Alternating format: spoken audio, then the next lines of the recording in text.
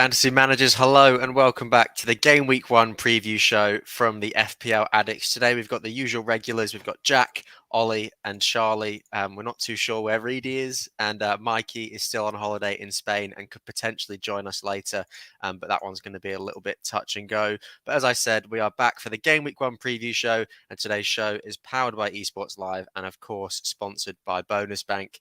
Wherever you're listening from or watching from, if you're enjoying the content, make sure you're giving our videos all the likes that you can with ratings, likes, and reviews and subscriptions. It really does help us grow and reach an audience outside of Australia as well and all around the world. So as I said, we've got the regulars on today. We can't wait to discuss all our draft teams, all the hot topics, and some captain picks by Charlie Roberts later as well. Before then, though, before we get into all the content, Jack, you just want to explain a little bit about the mini leagues that we're running this year. You know, you spoke about them a bit last week, but just give the viewers a little bit of insight. Yeah, cheers, Ellen. Good to be back on the podcast, ready for Game Week 1. Obviously, the last couple of weeks, we launched our mini leagues and mini competitions. We are, filling fast. We started fresh, brand new leagues. I think we've got maybe nearly 1,000 in the public league. So if you're not in that already, make sure you join. The code to join, I'll just bring it up here, Y81WTO, and that'll enter into our free public league. Obviously, we want everyone across the globe to be involved in that. And we know we've got people obviously here in Australia and across Britain and across Europe, and listeners even in America as well. So anyone, get yourself in that and be a part of it. We've got our women's league that is back for this season. We've actually got more women in there, with more female managers than ever in that competition. So any female managers listening, get yourself involved. YTR1J8 is the code for that one. And in some good news, we've obviously got our paid mini competitions.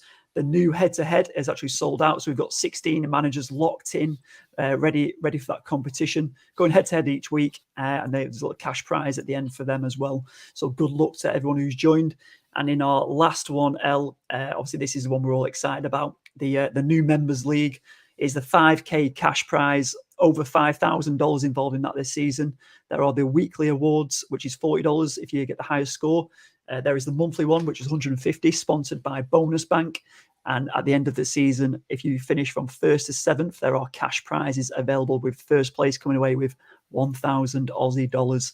Kieran King won that last year, and it'd be exciting to see if we can get it this year.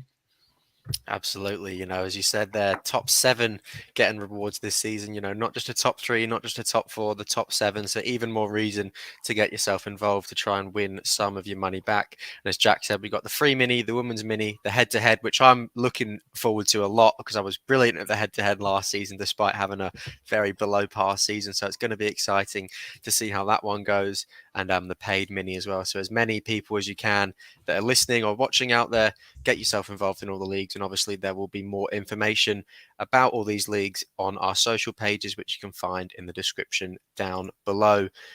That's pretty much it with all the admin stuff out of the way. We can get into the exciting stuff now, boys. We can get into talking about FPL and the upcoming seasons. We've got a couple of discussion points that I just want to reel off to you boys, and we can get some, opinions on, and we can start talking about. And the one that's really been in, all the talking this week, all the rumour mills, is the 2 Leicester 4 million goalkeepers. Kasper Schmeichel obviously gone to Nice now. His 1 million transfer, random transfer if I do say so, but it has left FPL managers with a little bit of food for thought, with Iverson and Ward both being 4 million, and one of them is bound to be playing because, Ollie, you told me before that Brendan Rodgers has said that he's probably not going to be signing a new goalkeeper. Is that correct? Well, yeah, according to, he had a press conference the other day and he said that Everson and Ward can battle it out. I've seen a little bit of Daniel Everson being pressed in the last 2 seasons in the Championship. He's done okay.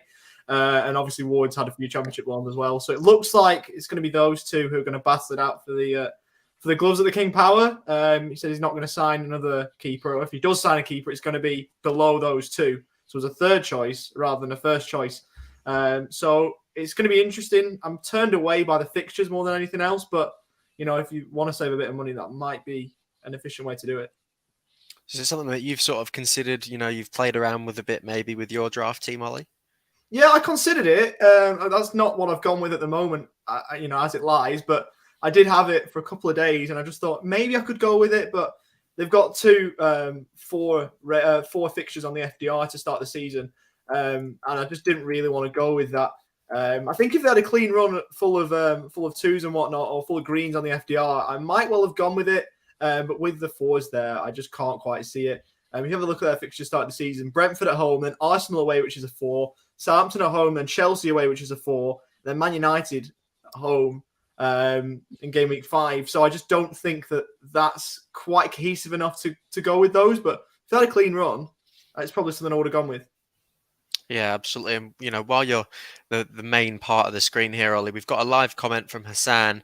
And obviously, as he's just said, he wants us to rate his team. So anyone that is watching along live, get your comments in. We're going to be giving out all the advice that we possibly can. We want to help as many of you as we possibly can because the deadline is fast approaching. So Ollie, I'm going to bring this up on screen now and just want you to rate his team. He says he's got Alisson, Trent, Cancelo, Perisic, James, Chilwell, Salah, Saka, Neto, Andreas, Odegaard, Kane, Archer, and Greenwood. So, Ollie, I'm going to give it to you now. The floor is yours. What do you make of it?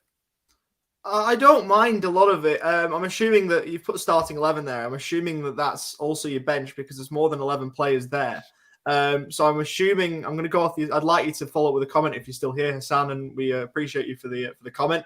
I'm assuming that you're benching Archer, you're benching Andreas, and I don't know what you're going with. If that's it's a back 5, so you're going with a back 5. I'm assuming so. It's what 5-3 or 5-4-1 is it? With Greenwood on the bench and Archer on the bench. I don't mind it. I like Neto as an option, even though I've not gone with him. 5.5, quite cheap. Don't mind it. Really strong backline. There's question marks over Perisic, but I think if he plays, he'll do well. But it's just if he's going to play, so I'd watch that one very closely. The rest of that team looks fairly solid for mine. The backline outside of Perisic is nailed. You've got Trent, Cancelo, James, and Chilwell. Double Chelsea, not too bad if it works. So I really like the defence. Midfield, Salah, Saka, and Neto I quite like. And Odegaard I've got as well, so I can get behind that. And then Kane up top you're just got to have. So I'd watch Perisic. Other than that, I think that's a really good team, mate. Yeah, thanks for giving some advice out to the community, Ollie. And as I said, anyone who is watching along live, get as many comments as you so please in, and we will do our very best to get to as many of them as we possibly can. Even if it's Ollie giving you some advice, it could still be somewhat beneficial potentially sometimes. So it's good to see you in the chat as well, FPL Mike helping. But we'll move on to the second discussion point, boys. And Ollie was mentioning it a little bit there with Perisic. I'll go to you for this one, Charlie. The fullbacks at Spurs at the minute, no one's really too sure who's going to be playing. Is Doherty going to play? Is Emerson going to play? Is Perisic? Is it going to be Sessegnon? What do you make of the whole situation, Charlie? Are you going with any of these players in your team? Do you think people should be avoiding these players? Firstly, just want to say thank you for having me on. Secondly, before I get to your question, I'd just like to ask, how many mini league codes has Jack somehow invented during the off season? It sounds like 68. I've only joined 3, so I've got a fair bit of work to do, just about 3 hours before the deadline. Now let's get to the Spurs situation. Personally, I haven't gone much near them. I'd say in my first draft I had Perisic, but due to the rotation threat on both the left and the right-hand side, I just feel it's a bit of a risk starting with any of their defenders. I do see them being extremely attacking under Antonio Conte. They look a force to be reckoned with. At the moment, just currently avoiding, I'd probably rather the double Liverpool, for example, and Robertson and Trent. You know what you're going to get from both of them. The Man City one, probably the only safe one, is Cancelo, but more on my draft later. Then short answer, avoid. That's a very fair point that you make. And, A lot of people not too sure what they're going to be doing with Spurs at the minute. They're a very, 50-50 team, especially with how people think they're going to go this season. There's a lot of high expectations, but people are also remembering that it is Spurs at the end of the day, so you're never really too sure what to go with there. But thank you for your input on that one there, Charlie, and I think very, very good advice that you're giving. Jack, Gabriel Jesus is breaking records with his ownership. 8 million, obviously, he was meant to be at Man City when the game was first released, got his transfer to Arsenal, so he is now selected by 75.6% of the competition. You just can't go without him, can you? No, I think you're spot on, El. He's absolutely frightening, his pre-season form, and he's probably showing, he's shown in pre-season what he can do as the main man up top. I think obviously previous seasons, maybe 2 out of the last 5, he's kind of got into double figures in the Premier League. He's got played out right a lot last season for Man City as well. But now coming in, he looks comfortable. He's under Arteta, who obviously he works with at Man City. The ownership is absolutely frightening. So that FOMO, I mean, for me, I had to bring him in. I wasn't really looking at him as such, just because he was a bit inconsistent last couple of seasons. But yeah, him coming in now, they've got a great run of games, Arsenal. The team's looking good. They look exciting, Arsenal. It's been a number of years since we've last seen that with them. So really interesting to see what Jesus can do. Palace isn't the easiest fixture, obviously playing against Patrick Vieira, ex-Arsenal. He'll be wanting to stop the likes of these lot going crazy, playing at Selhurst Park. But yeah, interesting. Watch this one. I'm sure everyone's going to be, praying for an absolute haul from him, along with Salah, who's obviously quite a high percentage own as well as usual in the 60s. Yeah, I think it's going to be a fairly unanimous feeling of happiness, if Jesus or Salah do manage to return this weekend. So obviously their high ownership will hopefully pay dividends to a lot of FPL managers, myself included. Can you go without him, El? Can managers do it or not, do you think? I don't think you can. When you've got 75% of the competition with someone, it's just not the smartest move to go with that. I mean, at 8 million, he is the best option at that price point. Right? So, he's going to be leading the line for Arsenal, who really turned it on at the back end of last season, especially in attack. They really started to perform, put away some goals. Saka, Jesus, Odegaard, Smith Rowe, Martinelli, all those players, very, very young, very, very exciting. So I think, to go without Jesus at the start of the season is just crazy. And as Mike's just said there, scored 2 out of his last 3 games at Selhurst Park. So maybe Palace is a team that he likes to score against as well, by the looks of things. So I think it would be crazy, Jack, to go without him. Yeah, and listen, Mike's our resident Arsenal fan as well. He knows his stuff, and I think he knows how to back it up as well. There, 2 out of the last 3 from Jesus, and in this Arsenal team, it could be anything considering what form they've been showing in pre-season. So it's definitely one to watch, isn't it? It certainly is, and just remember that the FPL Reverend is watching. If you don't have Jesus in your team, he is going to know when you go to sleep tonight. So that's one thing that you've got to keep your eye out for. Triple ups and double ups are a very big part of FPL, and especially this season. People still want to know which teams are safe to go near and which teams aren't safe to go near. So, Ollie, Liverpool, City and Arsenal are sort of 3 teams that we think are going to be very, very crucial for this season. But, can you triple up? Can you double up on all these teams? Or do you think it's smart to go with 1 or 2 players from each and then to sort of fill your team with other players from other teams? I think you can triple up on 1 of them, triple up on 2 potentially. If you triple up on 3 teams, it's too much. You put in all your eggs in 2 for your baskets. But the teams that you've mentioned are certainly, worthwhile teams to go at if you want to triple up. Liverpool maybe being the main one because you've got so many options. You've got Alisson and Neto you could go with. You've got Trent, Robertson, midfield. You've got Salah, Luis Diaz. A few people have got Darwin Núñez up top as well. So Liverpool have got a plethora of options you can go with. And City, you've got Edison in goal, got Cancelo, Diaz, midfield. You've got De Bruyne, Grealish. There's plenty of options there to go with, and I'm probably missing a ton out here as well. Arsenal, Saka, Odegaard, Jesus, all options that are worthwhile. People have gone Ben White and Tomiyasu with 4.5 at the back. And I even raised Tottenham as a potential option as well with Kulusevski, Son, Kane. Quite a few have gone with Romero. Have you seen that, Ollie? Sorry, have you seen a triple up with Son, Kane, and Kulu? Have you seen that? Where are they getting that money from? I haven't seen one, but I think there's certainly teams that have done it, and you've got even our friends over at 606 have gone with I think Statman Dave went with Lloris. There's been a lot of talk about Romero. So there's a lot of options too. So I think it's wise to triple up on one team. If you're tripling up on two, it's dangerous. Tripling up on three, you need to book your ideas up. Yeah, I think, if you're not getting 3 Liverpool players in your team, I think it's pretty, in my opinion at least, I think it's pretty silly. I think, you've got to really maximise a team like Liverpool where that the rotation isn't going to be as much of a risk as it is at Man City, and that Liverpool are just going to be relentless and, really cutthroat with teams, especially like Fulham in the first week. So, your Allisons, your Trents, your Robertsons, people going with Darwin Núñez and Salah, obviously. So I think a triple up on Liverpool is definitely, I would say, fairly essential. The only issue with that is, do you back the early kickoff? The early kickoff? Of course, that is the question. Is the early kickoff? So that, obviously we've seen that, the early kickoff. I think the first time Liverpool had an early kickoff last season, we all captained Salah. It was. Remember, did the watch along for it.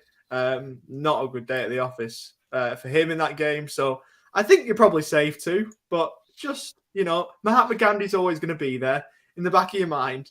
You just got to be careful. If you're going to be back in the early kickoff. And Ollie, just one final thing to say on this, and A's given us a really good comment, which has got me thinking, Chelsea triple up. It was fairly essential last season, people going with a lot of Chelsea defenders. So, what are you sort of thinking of Reece James and the potential of a Chelsea double up or triple up? I don't mind it. I've got, as it sits right now, I've currently got Reece James in my team, 40% owned, and I'm one of the managers that has him. I think if you want to go Reece James, you can. Obviously, he'll get forward, so you've got potential attacking returns. You've got Chilwell. If you want to be slightly more proficient, you can save the $1 million in defense and go with Mendy in goal. I've decided to go a little bit more expensive, hence why I've not done that. But obviously, Reece James for years has been a quality footballer. We've known what he's all about. He gets forward, can defend, part of a decent Chelsea side. I wouldn't go a Chelsea triple up personally, especially if you go in Mendy and net. Potentially, maybe if you go Mendy, James or Chilwell and Raheem Sterling might be your avenue to a Chelsea triple up. But I probably wouldn't go all three. I don't mind Sterling as an option, but I probably wouldn't go all three. But to answer that question, I quite like Reece James as an option. I think at 6 million, he's probably the best option there for mine. So yeah, I'd have a go at it. And if it burns you can always transfer him out. You mentioned about defense. Well, the caveat to that is he can also go forward as well and do things there.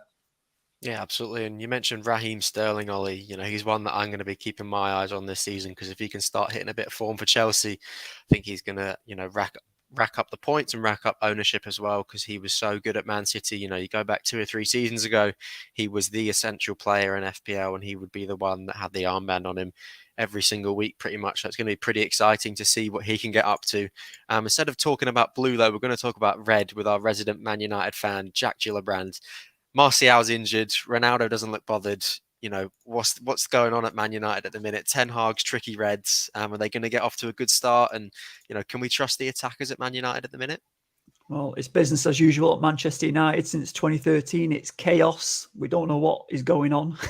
Obviously, recent times has showed us the media is it goes crazy, doesn't it? And, Ronaldo playing last Sunday and then leaving before the end of the game. Everyone said, oh, no, they knew about it. And now it's come out that they didn't know about it. And then going into this week, Martial looks like he was going to be the form of his life, coming back into Manchester, looking excited, coming back like a renewed striker. And now he's got injured. He's out for 6 weeks or something like that, I think they were saying. So coming into this game against Brighton this week, the options are, Rashi could go up top. The obvious one would be Ronaldo, but we don't know what is going on there. For me, I think he's going to play. I just think him starting last week with no preseason, and he started and he played well. So him coming into this week, I wouldn't be surprised if he does play. But other options, Bruno could play this false 9. Christian Eriksen could come in behind him and play this 10 role with Rashford and Sancho out there. But more than often than not, I mean, attacking wise, Rashford seems nailed, Sancho's nailed, and Bruno. Then out of that, I'd be interested to see if Eriksen does start. I've heard a rumour, just speaking to Quentin from Amateurs of Oz. He mentioned it's in McTominay and Christian Eriksen to be starting in the midfield. So be interesting if Fred's not in, because Fred has looked decent. He's looked better in an 8 than a 6. So yeah, it's chaos. As we don't know what's going to end up on this starting lineup. I think you've mentioned about 20 different players there, Jack, so no one really knows what's going on, even the so Man many United different insiders. Options. Yeah, listen, so many different options, and we'll probably wait for a bit more news to come out in the next couple of hours. But for me, yeah, I think Ronaldo will start, and then around that, Rashford, if anything, for United players, mate. Yeah, absolutely. 6.5. Come on. Yeah, good option. And another player at 6.5 who you've just mentioned in the live comments there, Ollie, in response to A, is Saka or Martinelli. Odegaard at 6.5, he's a little bit more than Martinelli, Ollie, a little bit less than Saka. He's pretty much nailed now as the captain of Arsenal. So you're going to be going with Odegaard over those two, Ollie? I am going Odegaard, especially the chats I've had with a few mates this week, which obviously that factors into FPL a lot. They're all going on Odegaard, so I just sort of feel like that's tipped me over the edge on him a little bit. I'm not sure about Martinelli. Obviously, when he's played really well, and he's a good price point. But I'd like to see a little bit more and a little bit more consistency from Martinelli before he comes in. Whether, Saka, I like Saka as an option, but again, there's a lot of players at 8 million. I think you've got to go one of them. I think Saka is a very viable one at 8 mil. I've decided to go another direction. But I think if you're one of the 24% that hasn't got Gabriel Jesus, you've got to go Bukayo Saka. You've got to have some sort of Arsenal coverage. But I don't mind Bukayo Saka, but I've decided to go with Odegaard because what I've seen from him in an Arsenal shirt, he just looks like he's a player. And like I say, at 6.5, he's more reliable for me than Martinelli is. Sure, you're paying that million more, but I'm happy to stump that up for a player like Odegaard. Yeah, absolutely. And the final discussion point before we get onto the draft teams, boys, I'm really excited to see what you boys have come up with. Charlie, this one will go to you. I've been WhatsApping the FPL Reverend a lot, trying to see what he's doing with his team. He changes his team every 10 minutes, so it's very difficult to keep up with him. But he keeps talking about this 3-mium where you've got 3 premiums, or this 1-ium where you've got 1 premium asset in your team, or maybe 2 premium assets in your team. So what's the sort of ideal number for you, do you think, of premium assets that you can have in your team? Personally, 2, because you have that flexibility of rotating your captaincy depending on the fixture. My point against a 3-mium, as much as it's very tempting, how often are you going to captain that certain player, and how much value is it going to be worth considering his price tag? And I think with the 1-mium, not always every week, that certain player may have an amazing fixture and you may go someone else. And my principle usually is players who have a premium price tag, either 10 million or above, are worth captaincy. That's how I see it. But personally, it's 2, and that's what I've gone with at the moment. Yeah, and you are the captain, man. We'll get into a little bit of CC with you, Chaz, later. But he is the king of captain picks, and he is the man that you want to be listening to. So some very good advice there from you, Charlie. Just before we get into our draft team, boys, we've got to talk about our sponsor, Bonus Bank, because they have got a special tool, a special free tool this season to help you out with your FPL mini leagues. And the tool displays the probabilities of clean sheets for each team and which player is likely to score, which I'm sure the FPL Reverend will absolutely love because he is the stat man. He is about as stat as it gets. He loves using data, as I'm sure he will mention many a time on the podcast this season. So he's going to absolutely love it. This is obviously useful for determining which defenders are going to be best for you to pick. And obviously they'll have, those captain choices, which they're going to assist with as well. So you've got to listen to Charlie and you've got to listen to Bonus Bank for your captain picks every single week. But in terms of game week 1, this week's clean sheet probabilities, at second place is Spurs with a 43.29% probability. So if you can get any nailed on Spurs defenders, Bonus Bank thinks that they are going to be fairly certain of a clean sheet. And at first place, we have 2 teams. We've got Liverpool and United, who are both sitting on a 45.45% chance of keeping a clean sheet, which surprises me with Man United. But I'm obviously not going to argue with a robot because a robot knows a lot more than me about why it's got this data. But Liverpool, I think, is a fairly reasonable option to give, newly promoted Fulham. Liverpool love to decimate, those newly promoted teams on the first game week of the season. So if you want to check this tool out, make sure you're jumping in our link tree, which is just down below in the description, and the link is on there to access the tool. I know I'm going to be accessing it this season because it's always helpful to have some defenders, and the link is obviously on screen just there now. So now that's out of the way, boys, we're going to go to you first, Ollie, and we're going to talk about your draft team. You've spoken about, the players that you potentially have. You've spoken about Odegaard, all these people. So I think I'm excited to see which players you have actually gone with, and I'll bring your draft team up on screen now for you, Ollie. So just walk us through your selection, and do you think this is going to be your final team? I do think this is my final team to answer that question. I've messed around with it a little bit, but I'm happy with where it sits at the moment. I'll just go down to my bench in view. But yeah, I'm pretty happy with it at the moment. I think it's really balanced. A lot of bases are covered, and I think that's what I'll probably go with. I've got it zoomed out slightly so you can see my full 11, but I'll just read it out anyway. So I've gone with a 4-4-2, Edison in goal, Trent, Matty Cash, Cancelo and Reece James as the back four, Salah currently with the armband on, Leon Bailey, Luis Diaz, Odegaard, and then my front two of Kane and Jesus. So that's my team as it stands, and I think that'll be the team I'll go with. Yeah, so, Edison in goal, you're thinking the big hitters, they've had a drop in price this season. Usually these sorts of keepers like Alisson and Edison are priced at 6 million, 5.5 this year, Ollie. So you're backing Edison over Alisson more importantly, but you're going with one of these more expensive goalkeepers, which is, not really been a great strategy in the past couple of seasons in FPL. People try and go to the bargain bin, the 4.5s of Sanchez last season and those sorts of players. So what's your sort of process behind picking Edison this season?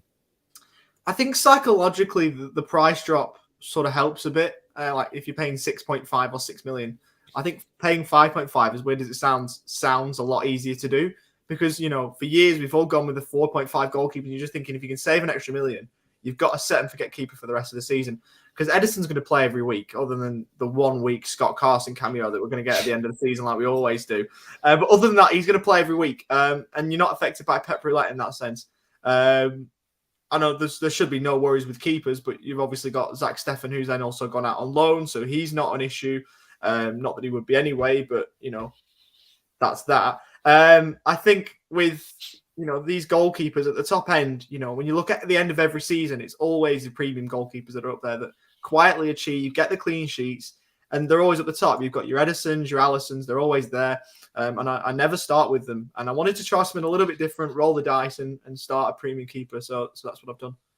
I think this is the season to do it as well, Ollie. As I said, that little price drop, as you mentioned, helps psychologically, just so you can get it into your head that you're maybe not paying that 6 million, which obviously 5.5 million sounds a lot better than 6 million that you'll be paying. So I think it's going to be interesting this season, because there's a sort of a fair split of people going cheap, and then, the other half of people going expensive. So it's going to be quite exciting to see which sorts of teams flourish in that sense, and which sorts of teams get left in the dust, which obviously will be like yours. So anyone going with an expensive goalkeeper, back out now and change your mind away from whatever Mr. OWP is doing. But the Aston Villa double up, Ollie, Matty Cash and Leon Bailey. Bailey is definitely the enabler in your team, but he's one that you're going to back again to have a fairly good start to the season. And Villa's 3 first fixtures, which are all green, aren't they? Yeah, they are. And obviously being in Australia where Villa have been, I think helps that pick, because obviously it was all around the media over here. Watching the games, you were able to see him at decent times. So, Leon Bailey had a really good stint over here. 5 million. He started really well when he first moved, and he did a lot in the Bundesliga before he moved to the Prem.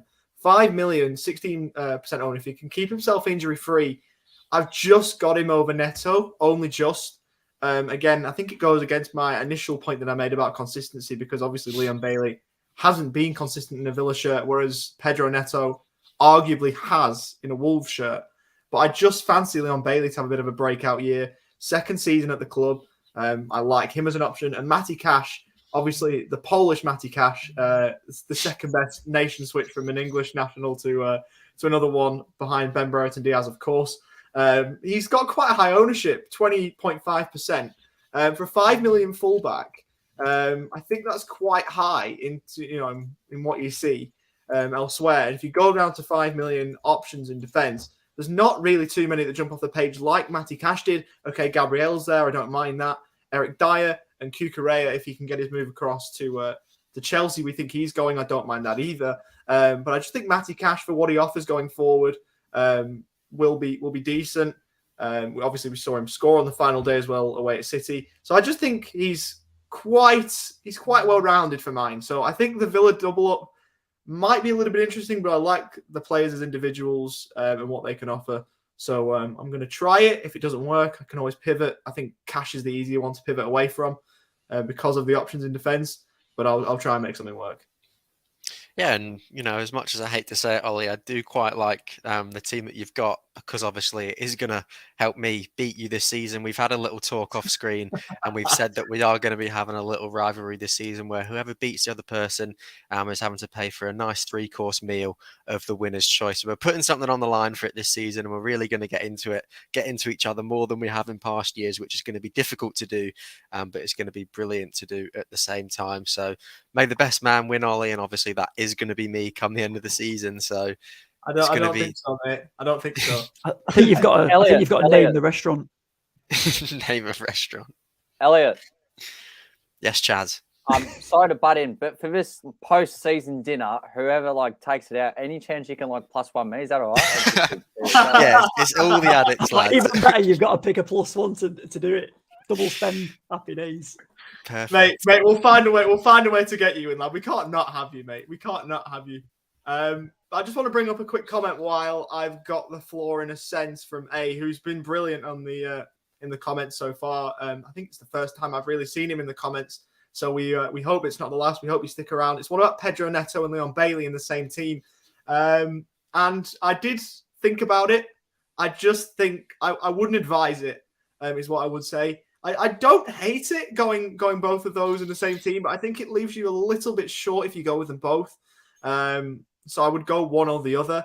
And at the moment, I've gone with Leon Bailey, just about over Pedro Neto, only, by a whisker. But I just think having both of them means you're probably a little bit short in midfield, for my view. So I would go one or the other and, try and invest that million perhaps somewhere else, or put it into defence to get yourself a 5 million defender instead of a 4 million. So that's what I'd do. Rather than going both, I'd just go the one. Yeah, absolutely. I think that's some very good insight from you, Ollie. And thanks for sharing your draft team for us today. Jack, it's time to move on to yours. I know you've been obsessing over it. The screen time on your phone and your MacBook have been through the roof this week, and this week in particular. But this is the team that you've gone with at the minute. So explain your choices to us. Yeah, I've gone through a fair few drafts, like a lot of fantasy managers out there over the last couple of weeks. Twitter's been going crazy, hasn't it, for the last 3 weeks? And then today it's just blown up with, the casuals just coming on today and just looking for advice and rating teams and smashing it. But I've tried to switch off for the last 48 hours. I'm with this team now. I'm settled. I've got 2 triple ups with City and Liverpool. I'm pretty comfortable with that, and I've gone for the double up with Arsenal. So I've changed it around. It's not too dissimilar from Ollie's, if I'm honest. There is a lot of similarities in there. I've got Cash, love him. I mean, 5 million, as Ollie said, he's the highest scoring defender for that kind of price, along with Gabriel from Arsenal. But with the fullback, attacking returns, that's why I wanted to put him in there. I've gone for a bit of a, the back line's pretty solid and consistent. The fixtures are too good to turn down. I just can't see them not getting these clean sheets. But I'll happily eat my words, right? But the triple up in City, same with Ollie, what he was saying again with the goalkeeper situation. Never normally would go for a goalkeeper at that price, but 5.5, too good to turn down. Save points, clean sheets. I'm hoping for that. So I've kind of backed City big time in here. West Ham fixture, I think they'll be okay there. Bournemouth meant to be a shambles, even the manager's saying that. Newcastle, anything could happen. But onto the midfield, obviously Salah in there. Diaz absolutely lit up the Premier League last season when he came in. He had to go in. I think it was a no-brainer bringing him versus the other assets. Martinelli and St. Max, they're my two kind of. Martinelli's not really differential now because obviously his ownership, but at 6 million, he has looked frightening in stages. He looks like a nailed-on starter for Arsenal at the minute. But then St. Max, obviously going with the tune. Obviously, Elliot, you'll appreciate this pick, but he is a differential. he is capable of absolutely anything and everything. St. Max, he's 116 points last season, 6.5 mil and 7.5% ownership. I think he's some huge vibes coming out of that one. I love it. I love the pick, and I can't wait to see what he does. And then going to my top two, Kane and Jesus. Kane's proven. I think he's in for a massive season, Kane. Spurs are looking to do things this year. They've spent money. They've reinforced Conte, top manager in there. So, yeah, Kane, I'm expecting big things. And Jesus, obviously, with his pre-season form. So, yeah, I think this is right. Fadzil's just jumped in here saying, if only skills got you points. Listen, Razzle points, we've spoke about this previously. It would be absolutely amazing if we did. But they are capable of getting some big hauls, and I'm expecting Nelly to be contributing and St. Max to be, and along with Wilson, I guess in that one for the two, to be doing some good stuff this season. Yeah, certainly, as you said, it is a very vibey pick, still 7.5 or whatever you said percent owned, but we've got some fairly decent fixtures, 3 green in the first couple of weeks, and then as you said, he can always grab a goal against, the likes of Man City and the likes of Liverpool as well, and absolutely, yeah, myself included, no one really knows what Newcastle are going to do this season. There's a lot of expectation, obviously with the takeover last season. So it's going to be interesting if we can keep the spine of our team fit. I think we could definitely go on to do some fairly decent things this year. So I think a pick like San Maximan is a very good one from you, Jack. You're going with Harry Kane over Erling Haaland. That's been probably the biggest discussion in pre-season for FPL. You just prefer the proven Harry Kane at the minute. I think that's it. I mean, I had, obviously, when we did our draft reveals last week, I had Haaland and Kane up top. Obviously, I was very greedy in that one, and then started looking to spread. That midfield was a bit too thin. The back line was a bit too thin as well. So I've had to sacrifice that one. Haaland, listen, he's going to do big things for City. He is going to be hauling. But out of the two, I've gone with a proven Kane. I was a massive fan of Son last year, but he's just got a bit too expensive in that midfield for me, versus other assets. So Kane is the one up top. And like I say, expecting big things versus, and Haaland's going to be up there, but you can always change over, can't we, El? You certainly can. At that price point, they're interchangeable. So that's the sort of cushion that you have. And it's going to be, 50-50 for who is the better player this season. But I do like the pick of the proven Harry Kane. And I do like your draft in general, Jack. So we will move on to mine now as someone who's gone with Son instead of Harry Kane. I'll reel off my team. So I've got Mendy in goal. Very different to what Jack and Ollie have gone with, that sort of 0.5 million less than that premium level of Alisson and Edison. And I've gone with a back five of Trent, Robertson, Trippier, Cancelo and Walker. And then Salah, Neto and Son in the midfield with the armband set on Salah and probably set to stay there for most of the season. And then Newcastle boy Callum Wilson up top. I was saying, I put a tweet out on Twitter, it was between Harry Kane and Mahrez or Son and Wilson. And it would just feel wrong to go into a season with such expectation on Newcastle and not to have my favourite player in Callum Wilson in my team. I started with him last year when Steve Bruce was manager, so why not have him at the start this year when we've got a better manager and a better team? And, he's been scoring in pre-season. He does score goals. I was saying the other day, if he can stay fit, he's on for some season this year, I think, with the service that he can now get. So I'm backing him and Jesus to do business up top. So, I've gone sort of cheap up top, 7.5 and 8 million. But as you can see, all the money is pretty much poured into the defence and the midfield. Salah and Son in the middle. I've been speaking to the Reverend a lot. And as I mentioned before, with the Threemium and the Oneium, it's 50-50 with it. He thinks he's going to be going with the Oneium now. Didn't even know that was going to be a thing this season, was going with just one premium asset. But he seems to be fairly set on it. So I don't really know how it's going to go, but I'm backing Son and Salah at the minute. And then obviously the defense is the piece de resistance of the team for me.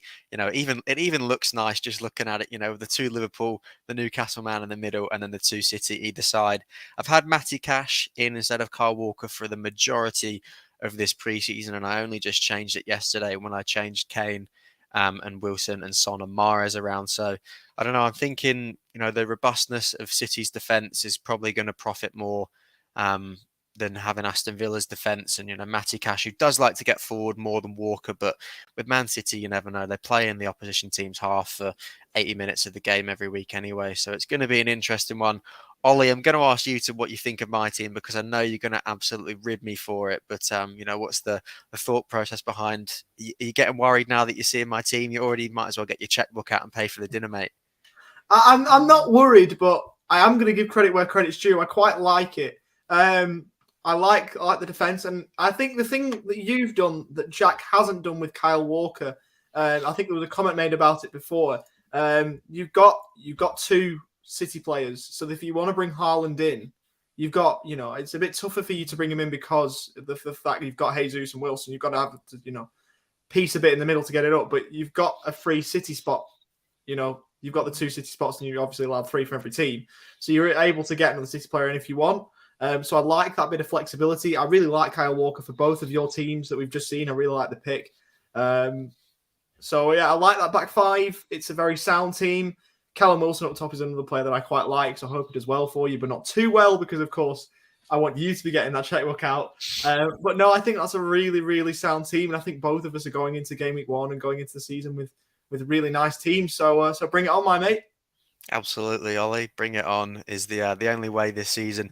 I just want to bring up a quick comment from Fadzley here, and he's asking about Almiron, regular starter, and Almiron has been on absolute fire during this preseason so far. He's been scoring all the goals for us, which is not something that I thought I would ever say.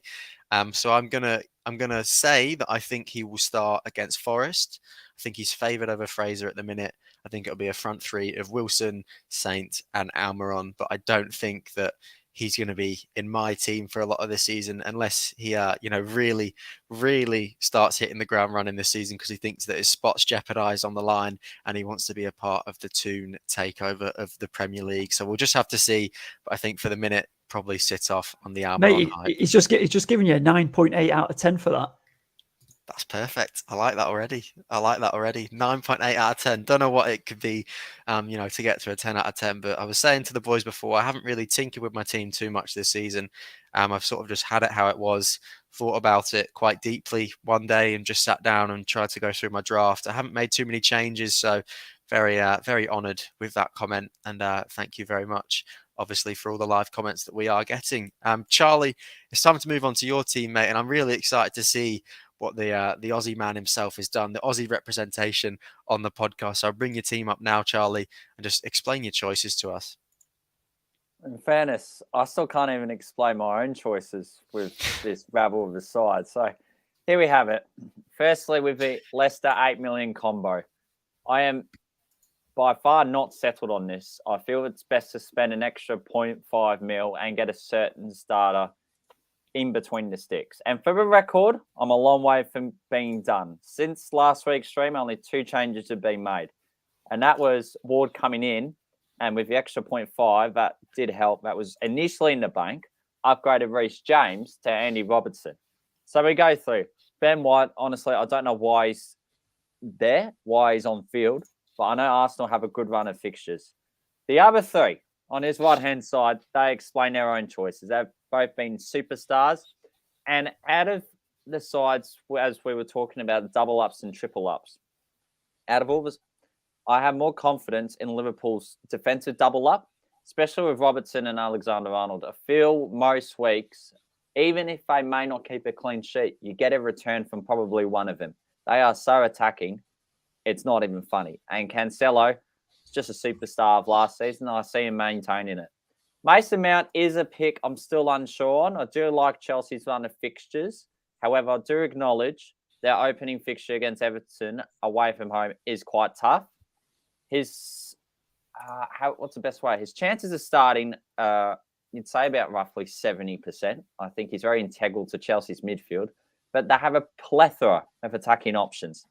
Son is out at the minute, but I'll talk why I still haven't had Salah, but I feel he's a good captaincy choice for the opening game week and for about 3 of the opening first 5. Neto has been one of the picks of pre-season. I think he looks really good in Wolves. Be very interesting to see how he goes without Raul Jimenez in that. Luis Diaz, probably one of the January transfer signings of the season. last campaign, and I see him continuing his exhilarating form. Jesus, well, all the best to you if you're the other 24% of managers without him. And Erling Haaland, there has been some contemplating in going Harry Kane in the opening game week and then straight to Haaland. But I feel it's best to got to think about it, bank for transfer heading into game week 3 as the top intention, and just roll with Haaland's fixtures, despite the opening fixture is quite 50-50. And we'll get on to what happened last season when I get to my captain's corner segment. And the bench, look at all budget enablers. I may have missed the memo on 1 or 2 of them. But that's how we are at the moment. And there is no Salah right now. Still, somehow. Bold from the mullet man himself. You've heard it from Charlie. He's not going with Salah. He's backing in Son as his captain. And I quite like it. I don't think it's a great decision in an FPL sense, but I do like it because it's different. And I think that, where people aren't going to have Salah, I think you've got to have a strong team around them. And I think that you've got that, Charlie. So I don't mind it. I really like the Mason Mount pick. Not too many people that I've seen going with him. Is he the best of, or the second best of the 8 million bunch, in your opinion? There's too many 8 million midfielders, and I feel it's important to even start with 1 or 2 of them, just due to the transfer flexibility in transferring up or down to players. I did see a draft on Twitter where they had 4. Now, I don't mind that, but when you talk about your future transfers in the early game weeks, that's where it might get a little hasty. So just considering the potential Mason Mount, we have seen what he's capable of in the last couple of seasons. I think as it stands, I'm keeping the faith, but you don't know. I might make heaps of changes after I get back from Friday night footy at the MCG, okay? The deadline is at 3:30 or 4 a.m. I don't know, but I'll be up and early nonetheless. It's a long way from finishing. I could still be on Mo Salah. You don't know. But as it stands, on the no camp. After a couple of pints at the MCG, watching Melbourne Collingwood, you never know what can happen with Chazza Roberts. But thank you for sharing your team, Charlie. And, some fairly different teams in there, boys. But I have just got inside intel that the FPL Reverend, who's coming back from his holiday from Spain, has managed to, find a free pocket of time in the airport while he's waiting for his flight to join us. So I'm going to have to cut across to him, and I'll leave you boys. I'll be, 10, 15 minutes with him, and then I'll get back to you. But I've got to hear what the Reverend's got to say as the deadline approaches. So I'll see you all in a minute. So, Mikey, the FPL Reverend, you've managed to join us today just before you fly home from your big trip away in Spain. How are you feeling, mate? Game week 1 is nearly among us. You know what? I'm a lot more nervous than I thought I was going to be. Just seeing that countdown tick down slowly towards 0 as, whether we like it or not, our game week 1 drafts are going to be finalised. And there's nothing we can do about it.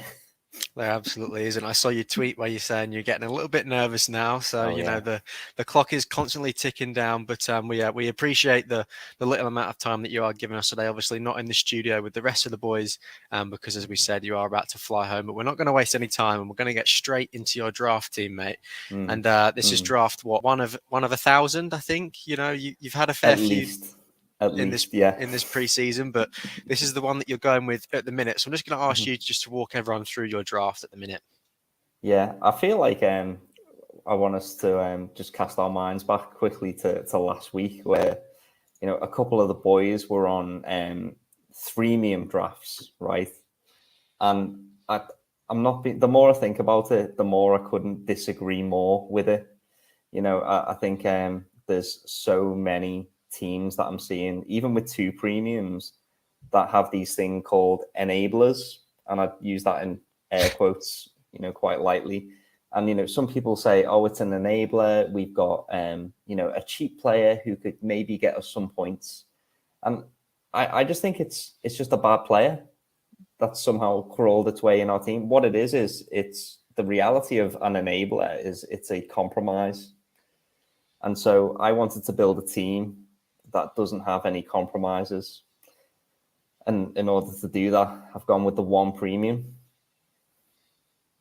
Just from looking at it now, what you've just said with the no enablers, in that midfield, you've got 4 8 million midfielders, and then Mohamed Salah in the defence. There's definitely no, budget defenders that you've just gone, I'll just chuck them in there at 4.5 just because they might get me a couple of points. And, the two goalkeepers as well, two goalkeepers that are looking like they're going to be playing at the minute. So I can definitely understand, where you're coming from.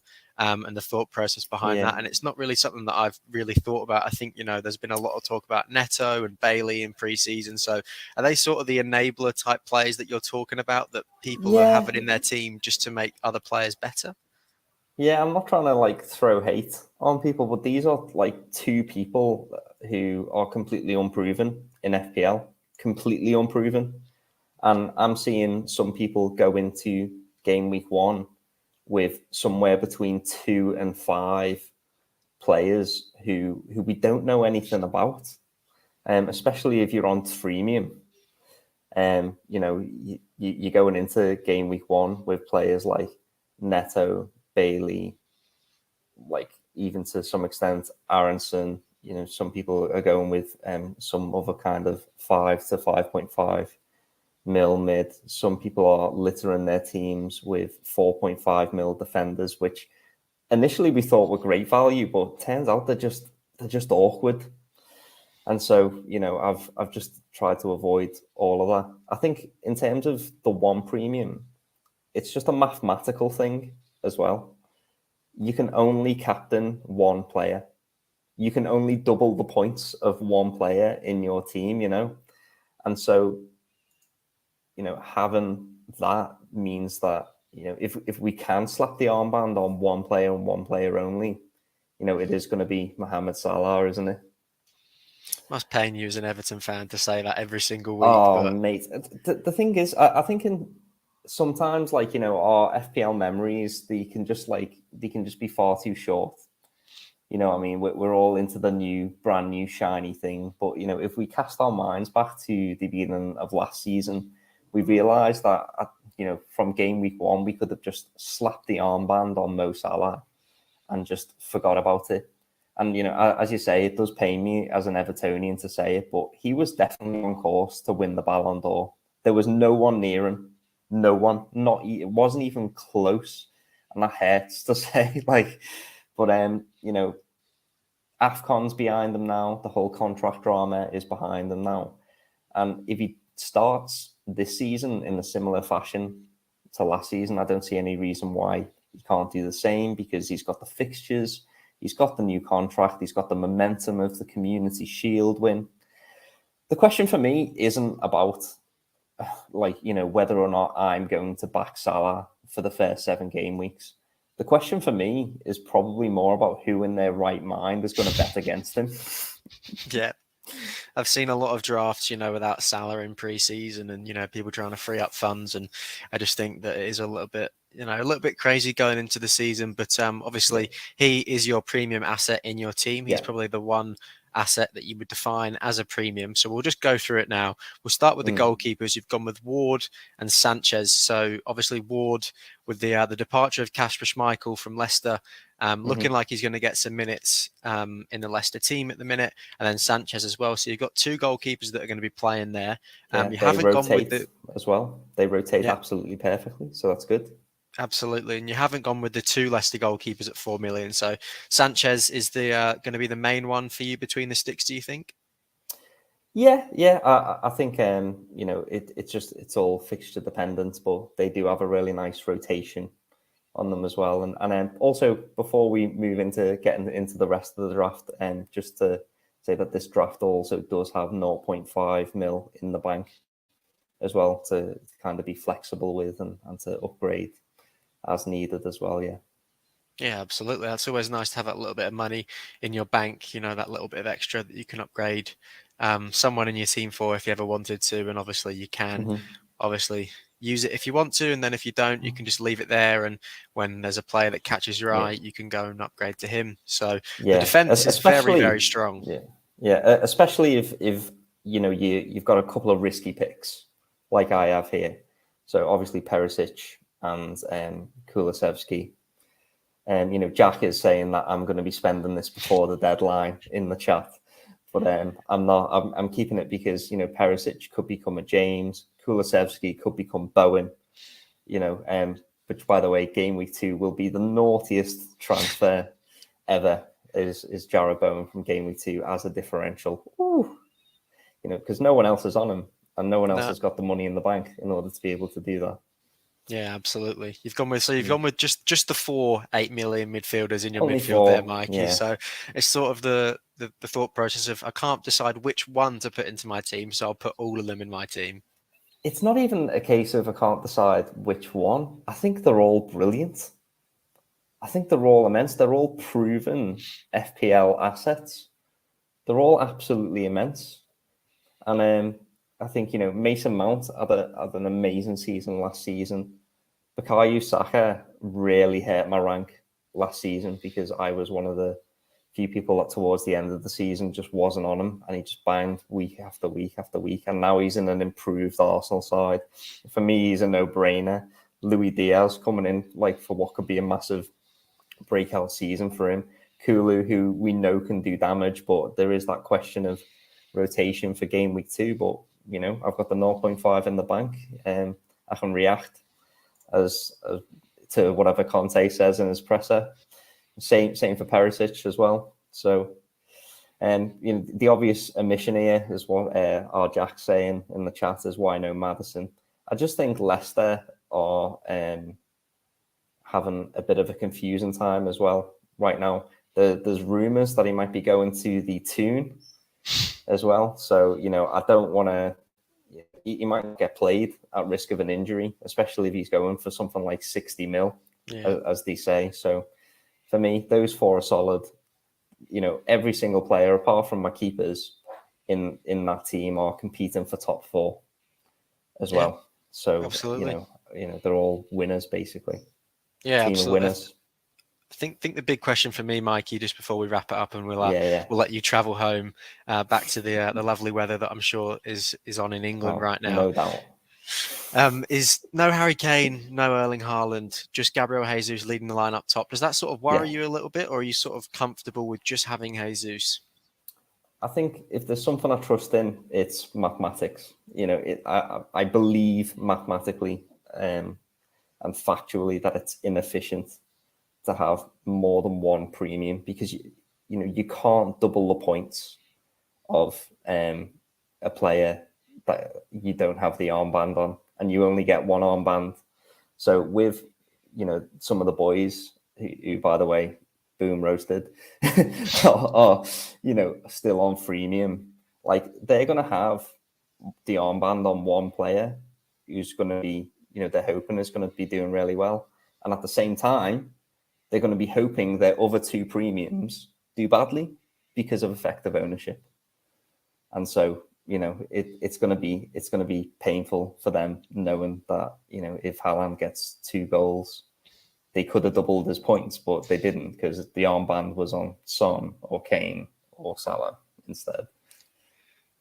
That's the game of FPL, isn't it? It's always always a hurtful one. You've got to get the captain picks right, and I think having one premium in your team really does put your mind at ease every week and doesn't stress you out as much. But thank you so much, Mikey. We're so glad that we got to see your team just in this little short period of time. We're sure that it won't be like this as the deadline hits, because you'll be tinkering with it all the way up to the final minute. But it could potentially be like this. And thank you all for the insight that you've given us on the one premium team that you've got. Best of luck with your travels home, and we can't wait to have you back on the podcast. I'm going to head back to the studio with the boys now, but safe travels, mate. Thank you, mate. What a guy, finding the little pocket of space before he travels home from his big holiday in Spain to get back to doing what he does best. It's no surprise that you see he's got one man up top that he trusts, and it's Gabriel Jesus, isn't it? So, really, really no shock there from the Reverend. He is going to be his essential player for the rest of the season. I'm wondering where my duty free is. Is he bringing anything back for us or what? Better be bringing us some stuff back, and yeah, obviously his community misses him, so he's got to get back to what he's doing, and he's got to get back so he can do all his research and his mathematics for his FPL team and everything, as he says there. I said it before, he's going to say it a lot this season. He trusts the data and he trusts the math. But boys, it's good to see you all again. Sorry about that little side step to Mikey before he hops on his flight back home. But we want to talk about the fixtures just quickly in the Premier League, and that is them on the screen there. Ollie, I'm going to go to you first. If you can highlight one opening day fixture for FPL, which one is it going to be for you? I really want to highlight the early kickoff between Fulham and Liverpool because a few people may not know this off camera, but me and Elliot, good mates on and off camera. And first time in a long while, we're getting a few mates around to watch the football. And the early kickoffs are always a highlight. And obviously Liverpool, it's going to be interesting to see how they go on. We'll have a bit of verbal sparring while we're watching that game, certainly. There's so many Liverpool assets. And Fulham's return to the Premier League, obviously, they've become as yo-yo a club as a yo-yo club can get, Fulham. So it'll be interesting to see how they go in there. What seems like an umpteenth return back to the Premier League. I'm really interested to see how Polina goes, to see how he gets on. If Mitrovic, who Elliot's a bit like, really, for his local club, drops down an age group and then just bags goals for fun. So I'm interested to see how he gets on. I'm really not in the top league. Come on, yeah, mate. He's a player. We know that he's a player. He can play football. He knows what back of the net is, as does Mitrovic. But I'm really looking forward to that one. And obviously we've got Palace and Arsenal as well, which I'm sure one of you will touch on. But it's just great to have the Premier League back and to have this podcast back. Certainly is. Chaz, Ollie's taken probably the main game that everyone's going to have their eyes on. But is there a fixture that really catches your eye? In fairness, that wasn't even the main game that had my eye. It's Tottenham versus Southampton. Because we've talked about the wing-backs early in this episode. We've also talked about the attackers, whether to double up. Not many people have, but I could see some people have gone for one attacker. We also remember 2 seasons ago, Tottenham did play Southampton away at St. Mary's. Kane had a feast day. So did Heung-min Son. Are we going to see a repeat of it? The wing-backs are very attacking at Spurs. But hey, rotation issues on both sides in the left and the right. And let's not forget last season, they did concede 3 goals at home to Southampton in a midweek fixture. So how good can they defensively hold up? I just feel it's a huge game. Tottenham and their season in terms of also their pursuit for potential Champions League football for the next season.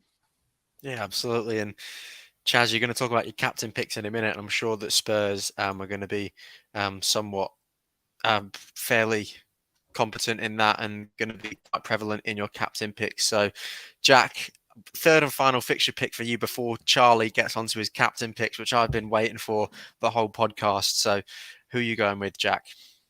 Yeah, listen, it's all about this watch list kind of building now and seeing all these teams kicking off this weekend. But I'm going to pick Man United because I need to see these United assets. Obviously, I want to see if Rashford is rejuvenated. Is he back to his old form?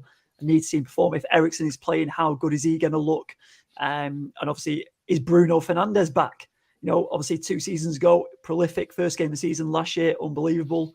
And then it just didn't happen, did it, with Ronaldo? So it's going to be an interesting one to see these United assets in play, but also how Brighton look as well. Because, keeper-wise, if you ever want to downgrade, is Sanchez going to be on those watch lists from Edison, for example, downgrading to a Sanchez? Will he be the one? So are they going to be looking good at the back or not? So a couple of assets there for them, that game. But yeah, watching closely everything. Yeah, absolutely. Got to keep your eyes peeled across the 10 games this weekend as the Premier League returns to us. We've got a quick question from Josh, who's just asked in the chat to go with Raya, Rashford and Saka, or Mendy, Martinelli and Mount. And, from the 2 options that you've given there, Ollie just shared his piece in the live comments. So thank you for that, Ollie. Ignore whatever he's just said, Josh, and you've got to go with the second option. You've got to go with Mendy, Martinelli and Mount. Whatever Ollie has said, I can guarantee you is the wrong information. Come on, I finished higher than you last year. Come on. Just read what he said, and I actually don't mind it. But Mendy, Martinelli, and Mount would definitely be the pick for me.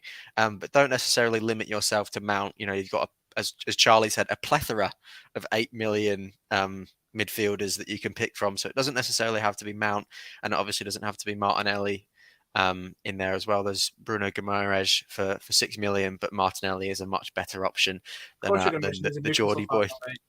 The Geordie boy Bruno, but I definitely prefer the second option that you've gone with there. And best of luck in this first game week, Josh. Now, Charlie, it is time for you to shine, my Australian friend with the mullet. in all its glory on the main screen. We're going to get into the section. We're going to call it CC with Chaz. It's Captain's Corner. And as we've mentioned last week and this week, Charlie loves a captain pick, and he is the man to go to for the captain picks for the week. So, Charlie, I'm just going to hand you the mic and hand you the floor. Take it away, mate. Thank you. Firstly, I would like to mention this is not anything to do with the armband, but Josh, I reckon he's a big Triple M 105.1 FM station, big fan. Got the Triple M's, Mendy, Martinelli, and Mount. I can't complain. I reckon he's a big radio fan, that guy is. Let's get straight into the captaincies on this week. So usually, for some context, I would write on a weekly basis the captaincy articles for the Fantasy Football Pundit website. However, we're still currently sorting out our format for the current season. But if I did an article this week, this is what I would have down for each player. I've got 4, and just briefly a couple of sentences on each one. So firstly, the headline maker and the Egyptian king himself, it's Mohamed Salah, away at Fulham. It's very hard to go against him, especially if you have him in your team this game week. You just have to captain him. In the last season, he became the first player in the Premier League to score in 5 successive opening weekends. And for the 4th season in a row, Jurgen Klopp's men start their campaign against a promoted side. Norwich, about 3 seasons ago at Anfield, 1-4-1. At home to Leeds United, 1-4-3, and Salah did get a hat-trick that day. Salah also got a goal and assist away at Norwich last campaign with a 3-0 win. And now they've got Fulham.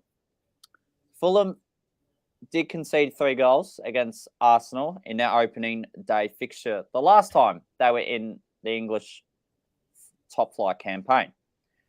We go to Harry Kane and Heung-min Son from Tottenham.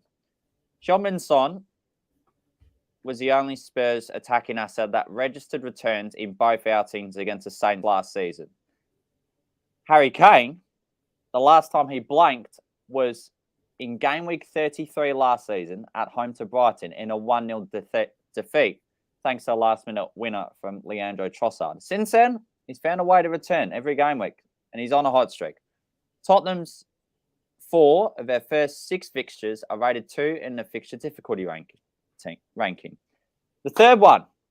Now, Ollie did forget to mention this Man City player in terms of the slots you can have. Let's not go past the Nordic Meat Shield. Now, if you haven't watched Troy Hawk's video, please do. Erling Haaland, dominant in the Bundesliga last season, scoring 47 goals in 48 league matches. Game week 37 last season, West Ham Man City ended being 2 apiece. So we know Hammers can concede. But we also know City like to score 3 or 4 on average every time they visit the Hammers. Be very interesting to see how the dynamics work in attack for Man City in Erling Haaland's first game. But it's fair enough that you probably wouldn't want to captain him. The 4th one, and the ownership says it all, Gabriel Jesus at 8 million for Arsenal. He's been on a hot rampant streak during pre-season, scoring 7 goals. And as I said, just before we went to air, a record fantasy football all-time of 75.6% ownership. Arsenal's 6 of their first 8 fixtures are rated 2 in the fixture ticker. But it is the early kickoff. And we know about Mohamed Gambi. Just ask more from OWP. Would you sit comfortable with backing someone from the early kickoff with the armband? That's all for me for this week. Technically, if we're being technical, it's not the early kickoff because obviously the early kickoff's Fulham, Liverpool. But obviously it's Saturday morning for us. It's the first game of the season. So technically, I understand what you're getting to, but how the charisma of this man is unparalleled. If you're not listening to him, who are you going to listen to? For the people that are in here at the moment, you are privileged to be in the company of this man. Unbelievable. CC with Chaz is my new favourite drink of the podcast. The FPL season. Absolutely unbelievable stuff, Chaz. Absolutely love that, mate. Thought it was amazing. Loads of content, good stats, backs it up, and the mullet just tops it off. Every week. I cannot wait for that. I could listen to you talk all day, Charlie. So thank you for your insight with the captain picks. And as Quentin's just said, and how you doing, Quentin? Good day to you, mate. The glorious mullet, what a sight. It absolutely is a sight to behold every single week. Before we wrap up, we do have a special surprise today. special in more than one sense potentially today, but we've got our very own Chris Reed, who's just appeared at the bottom of your screen there. If you are watching along, he's now the main picture. He's very excited. He's smiling. He's clearly overslept today, I think. How are you doing, Reedy?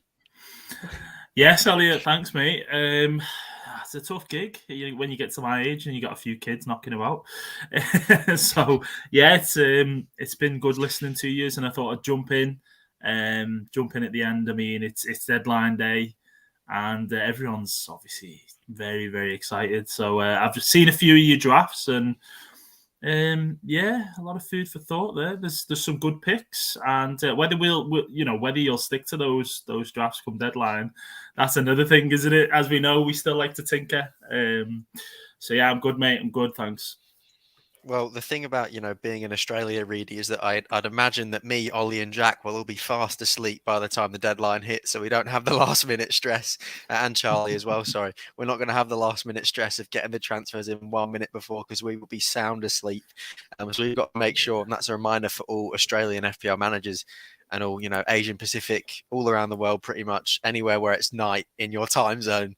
Make sure you've sorted your team out before you go to sleep, because you would not want to have a nightmare on game week 1 of the FPL season. You're talking about our drafts though, Reedy. Do you want to bring yours up so we can, have a little peek at what the Hitman and the Human Fence is thinking of this season? He's vowed to us in private. Easy on the Human Fence, Elliot. There's going to be no sitting on the fence this season. I'll tell you that much, my friend. But yeah, I'll bring up the draft, and I can't wait for you to see this, to be fair. It's pretty tasty, I'm not going to lie.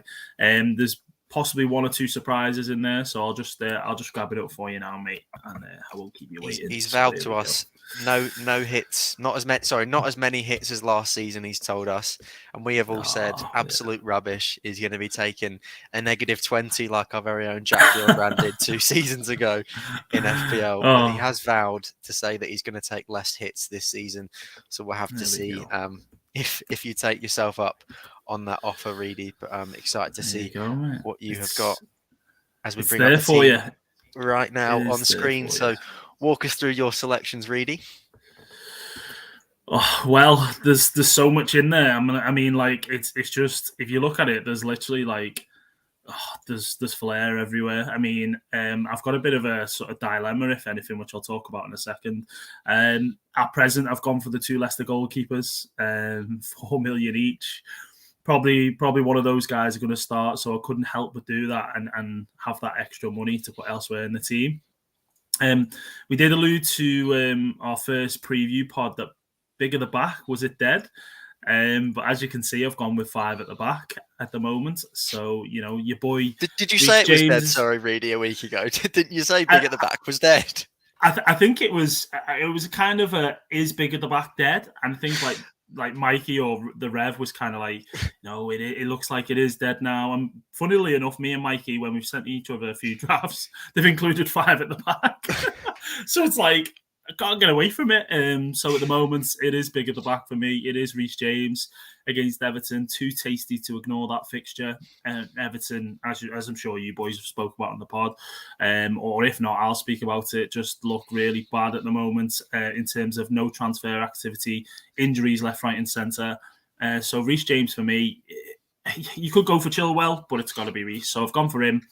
Trent, I don't need to say much about that. I think he's in pretty much 90% of people's teams. Matty Cash, I wanted a bit of the Villa pie in there.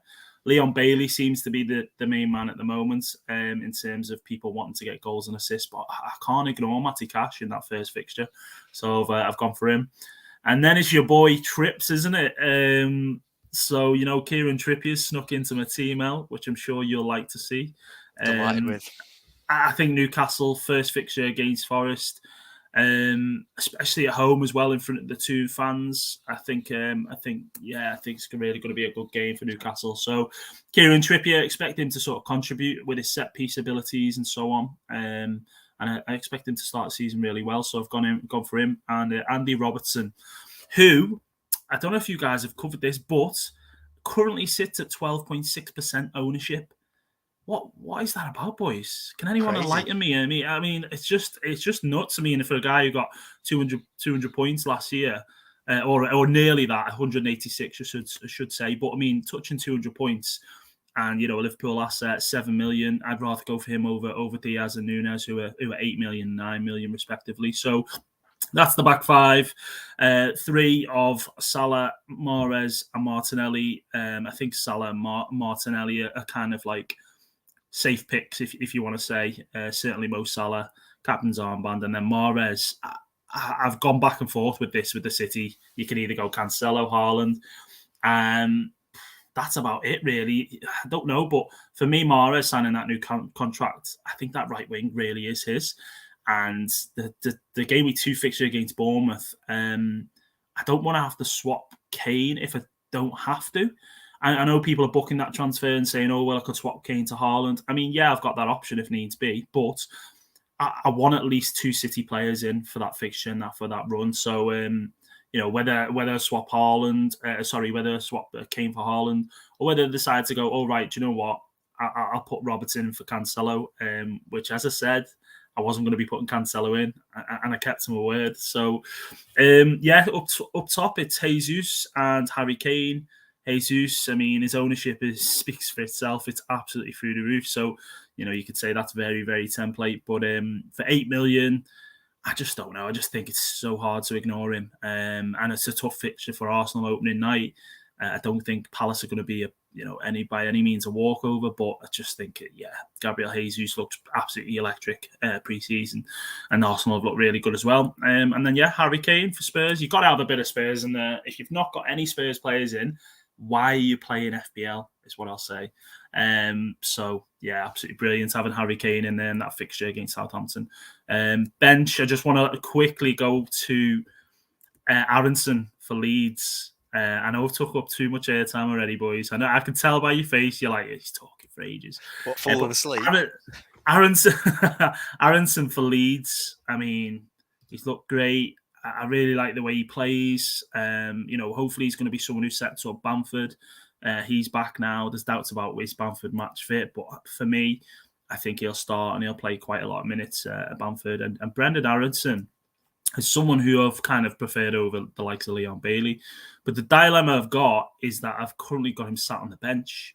I've got 5 at the back, 3 in mid. So I don't know what to do in terms of formation, because you can't really it's a waste to have someone like 5.5 on your bench or someone who's going to be a nail starter. So I've still got a little bit of tinkling left, boys, but generally, is my draft looking okay? Surely you're upgrading them keepers and getting rid of Aronson. Surely.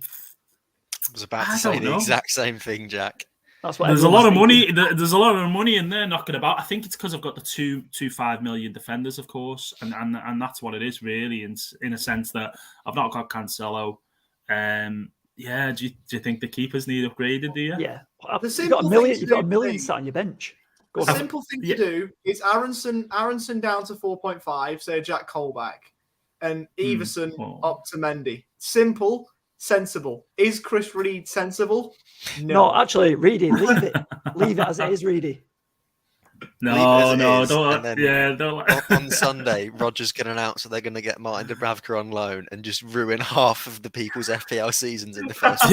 Yeah. Well, put it this way, right? I've got 0.5 in the bank as well, even with that team. I mean, which I think is ridiculous. So I've got 0.5. So you could go Edison or Allison. What's he doing?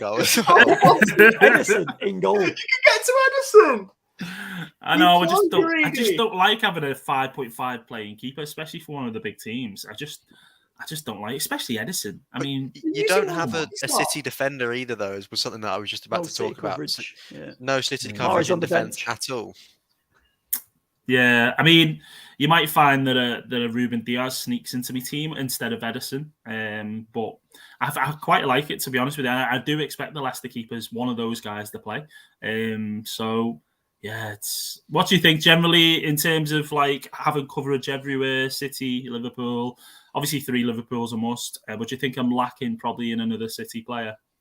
Yeah, your goalkeeper. I want Charles to answer it. Go on, Chaz. Look, I think it's great. I love the pyramid aesthetics about this. So 7 out of 10. I've seen 3 people with cash, but I'd rather pay by card. That's another thing about this draft. Aside from that, Yeah, it looks all right. I like a Trippier pick, and I love the 3 premiums in James, Trent, Robbo, Martinelli. I just love his name by the looks of it, and City with just that little pivot in the middle. Not sure if I'm playing Football Manager in this instance, but and then Kane and Lord Jesus. Like, you can't complain. Hey, look, yeah, 7.5 to 8 out of 10. In case you're asking for 18, I know you weren't, and I really hate to be rude, but I've got to catch a train for Friday night footy. Is it okay if I go? Yes, mate. Leave. just sign off. Brilliant chance. Just sign off. Absolutely brilliant. Just sign off. All right, Have a guys. good one, Thank you mate. very much. See you later, mate. Thank you, mate. Thank you. Take care. Oh, Take it easy, unreal, Chazza. Charlie. I could honestly What a listen guy. to him speak all day long. It doesn't You, matter. you what could he's just see talking him about. now running for his train with his mullet flying in the wind. It's just flying at the back. His mustache is like that, wavering about. We better not miss what a- this train what a- now. My word. What a guy. Gotta make it in time for Friday What night an footy. addition. What a transfer in. What a transfer in for this season. We're talking all about transfers in FPL. We've made the best transfer of this off season, bringing Charlie Robertson on a free agent, unattached, and he has made an impact already. Certainly has. There's one more thing we have to do before we sign off for the Game Week 1 locked in preview show, boys. And we've got to talk about our captain picks. I think it's only going to be one word from us all round the circle. Salah, Ollie, Salah. Reedy. I think I'm going to go Ward in goal for Leicester, mate. It's got to be clean sheet. This for is my Leicester. choice. It's Mo Salah. It's definitely Mo Salah. You know what? I'm really surprised that I think. Correct me if I'm wrong. Is Chazza the only one who's gone without Salah? Yeah. He's gone Son, hasn't he? So, oh god. I mean, that debate's been going on since day one. I'm going Salah all day. Yeah. But I mean, that debate, that no Salah. I mean, Son. It kills me not to have him in my team. But Elliot's got both, haven't you, mate? So I do. Oof. Just not too sure if I can justify the extra 0.5 instead of going to Harry Kane and try and upgrade somewhere else. That's something I'm going to debate tonight, but I'm fairly comfortable with how it's looking at the minute. Yeah, what I will say on that note, I think having just one striker up front, I think you've got just Jesus, right? It limits Wilson, you in terms of Wilson and Jesus. Oh, is it Wilson? Oh, okay. I'll take that back then. Sorry, mate. I was just going to say it limits you in terms of that. But that 7.5, that's probably your flexibility there, really, in terms of that you can switch about Watkins and even this Italian giant Scamacca who's come in and be interested to see what he's about. So there's a couple of strikers knocking about. Bamford again. So we'll see how that goes, mate. Is the Italian Chris Wood, mate? The Italian Chris Wood. I tell you what, as well. Give him a chance. I tell you what. I mean, I hope this happens, but at the same time, I'm gonna say, it'll probably hurt you a little bit, Ollie. But if Brereton Diaz goes to Wolves, I mean, that would be some signing and He'll a bit do crazy, really. Mate. He's just Armstrong V2. He's Armstrong V2. Grass isn't always green. Everyone who leaves Ewood, it doesn't go as well for him. I hope it does for Diaz. Alan Shearer. He's the only one. Didn't win anything. I'll just drop that name in there. Alan Shearer. Roque Santa Cruz did nothing. Rhodes did nothing. There's tons, but I'm not going to bore you with Rovers talk. We'll leave it to because everyone hates it when I do that. I was going to say. Speaking of Rovers, very very quickly, Benny McCarthy at Manchester United. I mean, look at that former starting this weekend. Now he's at United. It's all going off. Martial's out. Benny McCarthy starting. Hey, you could do far worse. I mean, it's 5 subs, Jack. Not roll and roll off, mate. So he'll struggle. Oh, too good, boys. Well, we could talk all day and joke all day, but we should probably wrap it up now and sign off as a Game Week 1 preview podcast. We'll obviously be back next week, and keep your eyes out on all of the social pages, which are down below in the description, to keep up how we're doing with our teams, game after game, live updates, all that good stuff. We'll be over on Twitter, Instagram, and Facebook. If you haven't already, make sure you're following all the socials, subscribing to the YouTube, leaving a review on the Apple Podcasts or the Spotify podcast as well. A huge thank you to Bonus Bank for being our sponsor once again this season, and keep an eye out for next week's preview show for Game Week 2. As you can see, all of our draft teams go to absolute pot, and the season of FPL and the Premier League will be back among us. So we will see you then. May all your FPL dreams come true, in game week 1. Hopefully it's a good start for you, and we will see you all next time. Bye now.